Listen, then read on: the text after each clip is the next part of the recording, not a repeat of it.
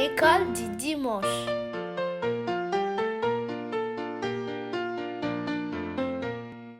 Allô tout le monde, est-ce que vous allez bien? J'espère que tout le monde va bien. J'espère que vous avez passé une bonne semaine, que vous êtes amusés, que vous avez profité du soleil, profité de vos familles. Moi je vais bien, je me sens bien, je me sens très en forme.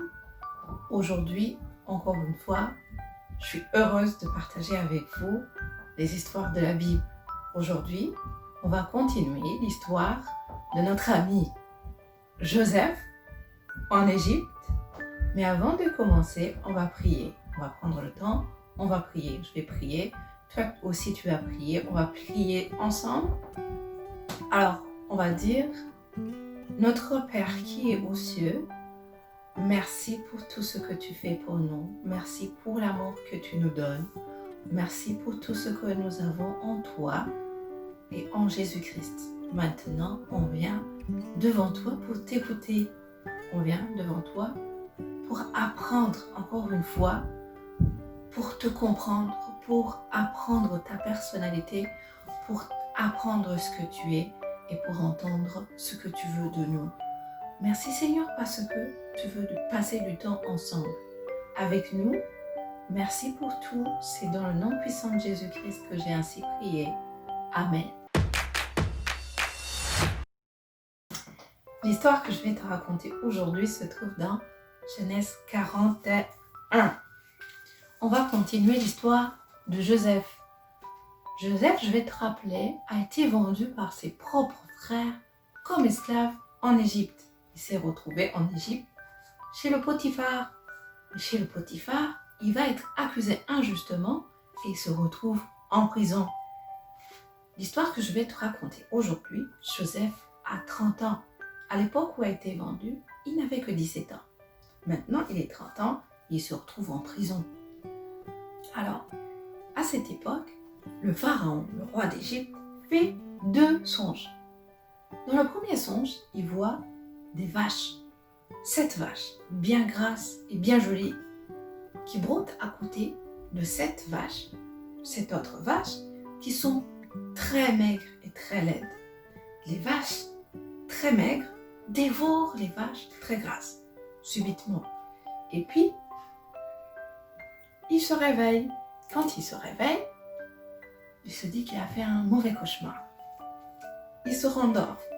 Quand il se rendort, il fait un second rêve, un second songe. Dans ce second songe, le roi voit des épis. Il y a d'un côté 7 épis qui sont bien gras et bien beaux, et à côté d'autres épis qui sont minces et qui ont l'air avoir été brûlés. Ces épis dévorent les 7 autres épis.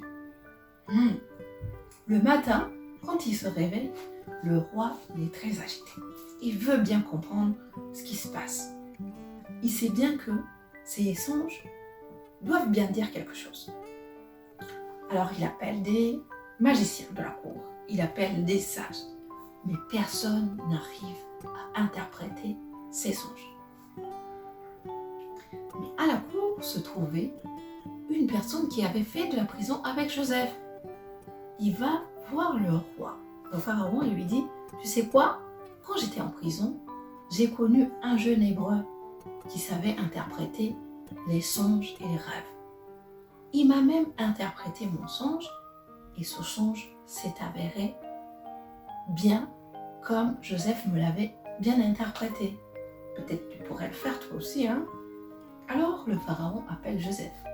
Joseph se retrouve à la cour et le pharaon lui dit qu'il sait que Joseph sait interpréter des songes et des rêves. Mais Joseph lui dit, c'est Dieu qui donne seulement l'interprétation des rêves, alors c'est lui qui donne grâce. Mais le pharaon finit par lui dire son songe. Il lui explique ce qui s'est passé. Après avoir écouté les songes du roi, du pharaon, Joseph lui dit ceci. Il lui dit que les 7 vaches et les 7 beaux épis représentent 7 années durant lesquelles le royaume d'Égypte allait vivre dans l'abondance. Et puis les 7 autres vaches maigres et les 7 autres épis qui n'étaient pas beaux, qui avaient l'air d'être brûlés, représentaient 7 autres années qui suivront. Les premières qui représenteront la famine, c'est-à-dire où ils vont planter des choses mais ils n'auront pas de récolte et que les personnes, la population va se retrouver dans la famine, n'aura pas de quoi se nourrir. Alors, Joseph lui propose de faire ceci. Il lui propose que durant les 7 premières années, l'Égypte fasse des stocks, c'est-à-dire qu'ils mettent en réserve. Ils ne mangent pas toute leur récolte puisqu'ils seront en abondance. Et puis qu'après les 7 premières années, ils pourront manger ce qu'ils auraient stocké durant les premières années d'abondance. Après avoir écouté Joseph, le pharaon voit en lui une personne très sage et très intelligente. Et puis, il lui propose de devenir comme une sorte de premier ministre. C'est-à-dire que lui allait gouverner sur toute l'Égypte. C'est-à-dire que, à part le pharaon lui-même, la personne la plus importante d'Égypte serait Joseph. Imaginez-vous, en un jour, Joseph est sorti de prison, il est devenu gouverneur, c'est-à-dire premier ministre, comme un premier ministre d'ici chez nous, de toute l'Égypte. Il gouvernait partout. On lui a donné même l'anneau du pharaon. On lui a donné de beaux habits, il portait un beau collier en or. Alors, qu'est-ce que fait Joseph après ça? Durant les 7 premières années, Joseph parcourt toute l'Égypte pour faire des stocks de nourriture. Et durant ces premières années, Joseph se marie. Il se marie et il a 2 garçons. Il va les appeler, le premier, tu verras son nom, le premier s'appellera, il va l'appeler Manassé. Écoute bien la signification de son nom. C'est dans Genèse 41, le verset 51. Il se dit, Manassé, car, dit-il, Dieu m'a fait oublier toutes mes peines, toute la maison de mon père. Ça veut dire que depuis l'âge de 17 ans jusqu'à l'âge de 30 ans, il avait toujours la peine, il était toujours pas encore très heureux. Mais maintenant qu'il a eu son fils et que tout va bien dans sa vie, il est heureux, il l'appelle Manassé. Et puis le second, il va l'appeler Ephraim, c'est le verset 52. Écoutez bien son nom, ce que ça veut dire. Dieu m'a rendu fécond dans le pays de mon affliction. Waouh! C'est-à-dire que Dieu l'a rendu heureux, c'est-à-dire qu'il lui a donné 2 enfants, il lui a donné tout ce que son cœur désirait. Alors, tout le pays d'Égypte a fait des stocks. Mais rappelez-vous, la famine n'a pas atteint rien que l'Égypte. Il a atteint aussi les pays avoisinants. Mais l'Égypte devient un des pays les plus puissants au monde. Grâce à qui? Grâce à Joseph. Grâce à qui? Grâce à Dieu. Je me souviens de la première fois que j'ai entendu l'histoire de Joseph. Comment ses frères l'ont vendu comme esclave et qu'il est parti vivre dans un pays lointain, loin de son père et de sa mère. Je me suis dit, Dieu va faire quelque chose vite fait là, pour que ce jeune homme rentre chez lui. C'est pas possible. Mais Dieu n'a pas fait grand chose. Il a laissé. Et puis, il s'est retrouvé chez Potiphar. Je me suis dit, le jeune homme, il est intelligent. Il va savoir comment vivre et puis il va bien se débrouiller. Et plus tard, il lui arrive une situation bizarre et il se retrouve encore une fois en prison. Je me suis dit, oh là là, ça c'est catastrophique là, c'est pas possible. En prison, comment ça, il n'a rien fait? Mais après avoir écouté toute l'histoire de Joseph, j'ai bien compris que Dieu a utilisé toutes ces situations qui me paraissaient pas possibles, énormes, mauvaises, pour que Joseph se retrouve à la tête de l'Égypte. il fallait qu'il se retrouve d'abord en Égypte. Sinon, s'il n'était pas en Égypte, si ses frères n'avaient pas fait ça, Joseph serait toujours chez lui, derrière le troupeau de son père et de sa mère. S'il n'avait pas également été en prison, il n'aurait pas rencontré le monsieur qui est allé travailler chez le pharaon plutôt. Il lui aurait pas dit qu'il avait connu un monsieur, un hébreu, qui sait interpréter les rêves. Alors, j'ai compris que Dieu peut utiliser les mauvaises choses en notre faveur. Cette histoire me rappelle également l'histoire de Jésus. Comment il a été vendu lui aussi pour très peu de sous. Il a été vendu, tabassé, torturé, tué. Mais qu'à la fin, quand il est sorti du tombeau, Dieu lui a donné un nom au-dessus de tout nom.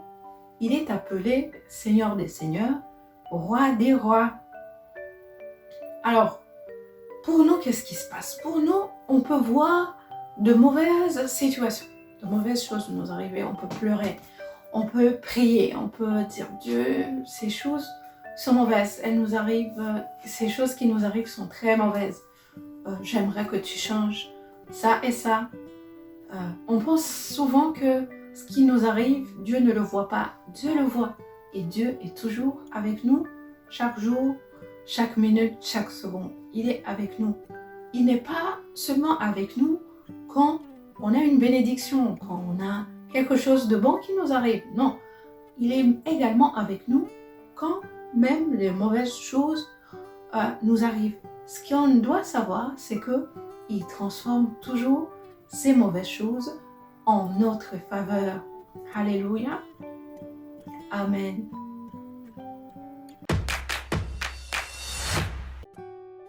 Les versets à mémoriser aujourd'hui se retrouvent dans 1 Pierre 5, ce sont les versets 6 et 7. Le verset 6, il dit « Humiliez-vous donc sous la puissante main de Dieu, afin qu'il vous élève au temps convenable. » Ça veut dire quoi s'humilier? S'humilier, c'est s'abandonner devant Dieu, se laisser guider. Quelque part, ça me donne l'image de quelqu'un qui se met à genoux devant Dieu. Il dit que afin qu'il vous élève au temps convenable, de laisser Dieu choisir le moment où il va répondre à nos prières. Laissez Dieu choisir le temps où il va nous faire sortir de mauvaises choses. Laissez Dieu nous guider quelque part. Et le verset 7, il dit « Déchargez-vous sur lui de tous vos soucis, car lui-même prend soin de vous. » Les soucis, c'est quoi? Les soucis, ils peuvent être de toutes sortes. C'est peut-être des choses qui nous arrivent à l'école. Tu as des problèmes d'apprentissage. Tu ne t'entends pas avec un tel ami. Tu n'es pas compris par tes amis. Ou ça peut être des soucis à la maison. Il y a des choses que tu veux que Dieu change à la maison ou change dans ton pays où tu es. Ça peut être n'importe quel pays. Ça peut être n'importe quelle situation ou quelque chose que tu veux absolument avoir. Ça aussi, ça peut devenir un souci. Tu veux avoir quelque chose, mais tu ne l'as pas. Mais tu as prié. Tu peux prier et Dieu peut te répondre. Parce que lui, il prend soin de nous. J'aimerais que tu apprennes ces versets par cœur, et que tu cherches quelqu'un et que tu lui dises ce que tu as appris aujourd'hui.